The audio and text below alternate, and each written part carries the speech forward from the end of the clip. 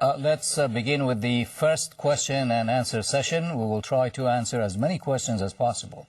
Therefore, we ask that only one question be asked per phone call and that these questions be as brief as possible. You may call the studio directly at the phone or fax numbers which appear on your screen, including the ITC iPhone number 688-1700. We remind you to make your phone calls at a distance from the monitor to avoid feedback. First question is from Mexico. Go ahead, please. In your opinion, this technique of brainstorming or lateral thinking that you presented today, can this be used in large, medium, or small companies, be in public or private companies? And if so, what is the key success factor in using these methods? Thank you very much. Well, thank you very much. The key here is to think. The ways in which you can think creatively are many. It can be time set aside for individuals to think. It can be interactive online groups. It can be real face-to-face groups. Any size organization can profit from these techniques. The key, though, is to get out of our day-to-day routines where we often don't think. Those are good in a way. We can drive without thinking, but it would be better if in our organizations we were able to depart from the routines of everyday life and engage in active, creative, thoughtful processes about planning our future. Excellent. And next question, we stay in Mexico. Go ahead, please.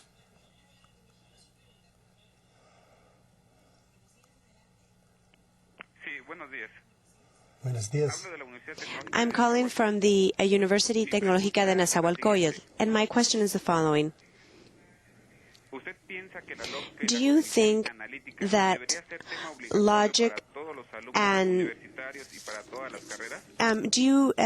logic and analytical cognition should be made mandatory subjects for all university students?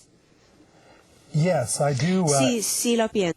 I do indeed think that that logic and its relationship to mathematics and its careful teaching careful reasoning to a conclusion should absolutely be mandatory for all college students.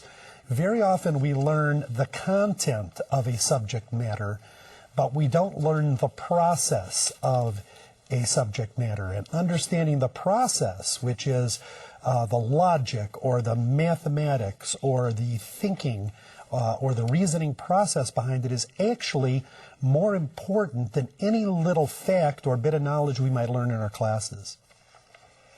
Thank you. Excellent.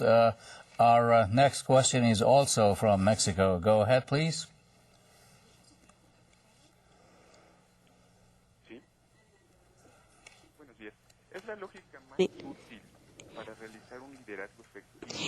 Is logic more useful for effective leadership than foresight and intuition? Well, logic and intuition are both important. If you were a computer scientist, you would talk about these as parallel processors. It's very important to think logically, but also using intuition and even emotion as data is very, very important. When we have strong feelings about something or strong insights or hunches about something, those usually have some basis somewhere. I often teach in my consulting and in my classes about something I call emotional intelligence. And emotional intelligence is treating emotions and intuitions as data, much as you would a balance sheet or a scientific report or a quarterly statement. It's important to understand where that's coming from to make sense of it in order to deal with it. Excellent, excellent. Our next question was faxed in from Panama, and I will read that for you. How important are collaborative human networks for achieving group synergy and movement towards a common goal? The answer to that is extremely important, extremely important. You know, humans are borrowers.